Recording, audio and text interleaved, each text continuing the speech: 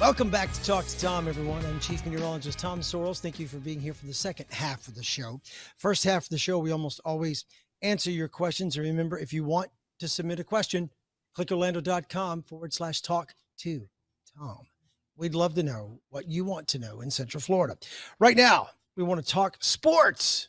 I was almost a sportscaster once. I was, truly, before I got steered into meteorology. People in Florida love to golf. It's not my bag, but I'm like the only one here that doesn't own a set of golf clubs. Whether it's getting out on the green with your friends, corporate or sporting events, golf is super popular. But with all the lightning we have in our state, there's almost always a risk. You do not want to be standing around with a 5-iron at the wrong time. That is where event forecasting comes into play. Jake Swick is the managing director of Thorgard. Did I say your name correctly, Jake? Jake Swick? You've got it, Tom. Awesome. Hey, man, welcome to Talk to Tom, Jake. It's so wonderful you have time to talk to us today. They say you do prediction for golf events. What events are you doing weather for? So I started back in 2002 on the PGA Tour, and I worked with a company that kind of covered pretty much every golf organization out there. And I did that for like 3 years. And actually about halfway through that 3-year period, I got married, and my wife's also a meteorologist as well, funny enough. And she worked some events too. And then we knew we couldn't do the road life forever. And so around 2004, 2005, we stopped traveling 35 weeks a year. And I've been predominantly working with the USGA since then with Thorgard. But then in the last couple of years, we picked up things like Live Golf. And along the way, we've also done some LPGA events. But I've worked state fairs before. I've worked college football games. Have been kind of all over, but predominantly with golf. Okay, cool. So where did you go to college? Where did you study meteorology? I didn't ask you that. No, that's okay. I went to Millersville University up in Lancaster, PA. We both actually went there. I grew up in the DC area and could have gone to Penn State and been like one out of a gazillion meteorologists, or I thought about going to SUNY Oswego, like Al Roker did. Even though I think his degree's in communications, but don't quote me on that. Right, he's not. We can talk. And then UNC Asheville, I went down there to look at their basketball program. I was a basketball and golfer going into college. And so with golf and weather for me as a job for the past 20 plus years, it's been amazing. So I didn't hear you mention Western Kentucky or the Ohio State University. You're prejudiced against my schools. What? No. I flew right over them when my grandfather took me to the University of North Dakota, Grand Forks. And that's a good school for meteorology too. A great aviation meteorology school. Florida State's, great with hurricanes. Oklahoma's great with tornadoes. Penn State's great for TV and snow. But like North Dakota, man, University of North Dakota, Grand Forks. I decided I didn't want to spend 4 years living in a tunnel though, because that's how you have to get from building to building in the winter. God bless them. It's the Arctic Circle. Who are they kidding? All right, let's get back to you and talk about what you do. We could argue college stuff all day, but the events you do, you just kind of listed them off. Like, what's the biggest event you've ever done? So let's see, back in 03 and 04, I worked the Masters. And then when I transitioned out of that company to Thorgard, I've worked the last 11 U.S. Opens. I'll be going to the U.S. Open again this year. That's usually my biggest event from year to year. But now that we have Live Golf too, we see a lot of pros again as well at some of these other events. And so, but the U.S. Open is usually like the biggest monster out there for me nowadays. Okay, so what does that involve? When you get there, what do you do? How do you set up?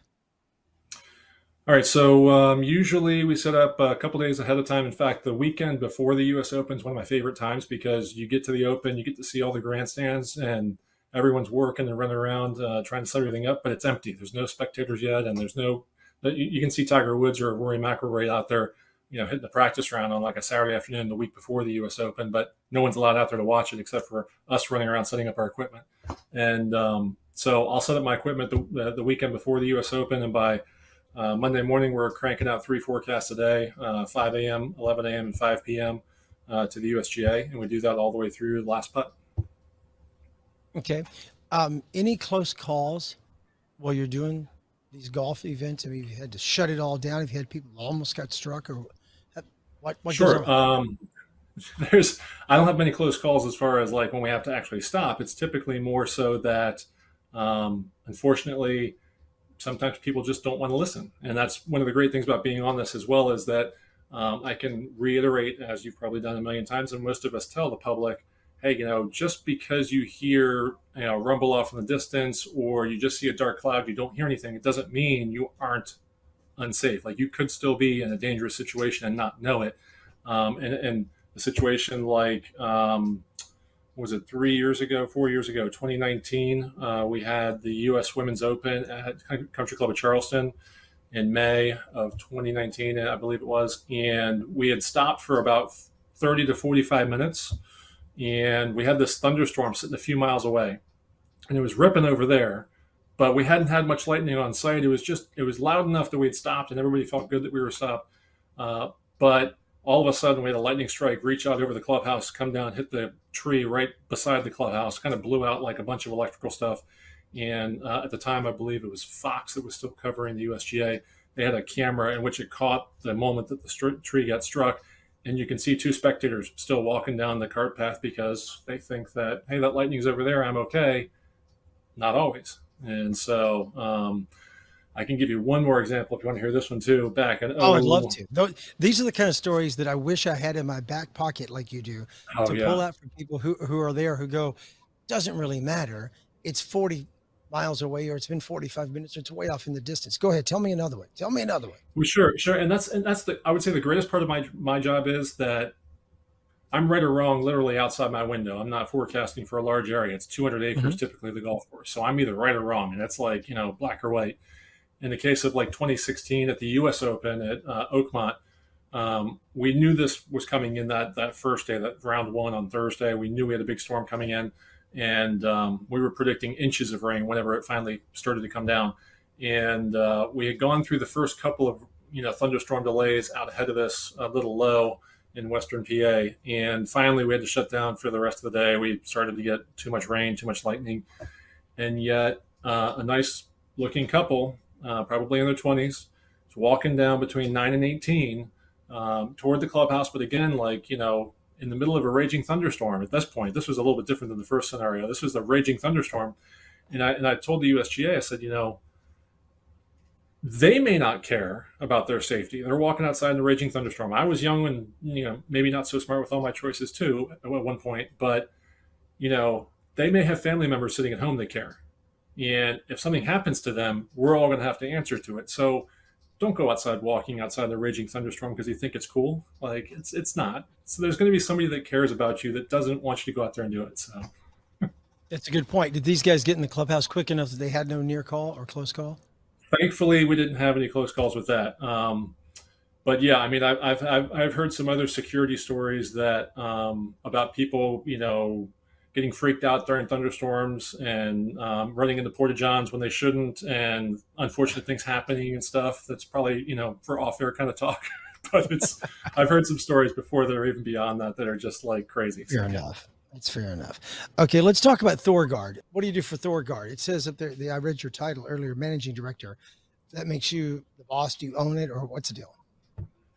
No, we've got a owner and a CEO still, but no, with ThorGuard, ThorGuard was designed well before me. Actually, we go back. This is our 50th year, and it was originally designed back in the 70s. Crazy enough, and in fact, of all people, I had the son of the actual, like, one of the first inventors reach out to me this year. So it's kind of a crazy world, but in the 70s and 80s, it was still kind of in its infancy, and the current CEO and president of the company above me, he actually was one of the first people to use it at a golf event in which he was working I think it was the Northern Amateur in Chicago. And one of the latest inventors at the time in the late 80s, early 90s came in saying, hey, I got this equipment. It says there's something's going to happen. You need to get everybody inside. And of course, at the time, he's running this amateur event. And he's like, who are you? You're crazy. I don't know. And he came back in a few minutes later and said, no, I'm telling you, something's going to happen. You need to bring everybody in. And he finally shut everything down. And like, as the kids are walking down like the ninth fairway, lightning struck nearby and like knocked them to the ground or whatever. And that was his introduction into the system. And then he got involved in that. And through the 90s, got more and more involved in it, started selling it throughout Chicago. moved down to Florida.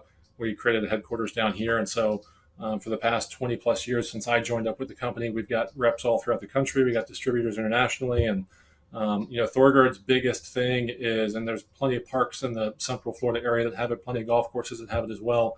Our biggest thing is not just to tell you when to come inside, when it's dangerous outside, because that's our specialty, is like the first strike. We want to make sure you get time to get inside before that first strike gets close. But also, when do you go back outside?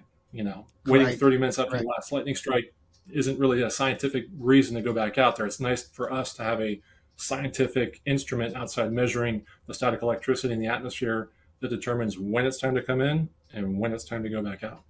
All right, we're going to have to wrap it up, Jake. I really appreciate you taking time to talk to us today. It's always high on my priority list to try to protect people from lightning, from drowning, from hurricanes, from tornadoes, but most especially lightning. Back to the beginning. Thank you very much. That's Jake Swick. If you would like to have one of your questions answered here on Talk to Tom, reach out to us through clickorlando.com/Talk to Tom. Submit your questions and join us every Thursday at 5:30 here on KMG. And of course, anytime on News 6 Plus. See ya.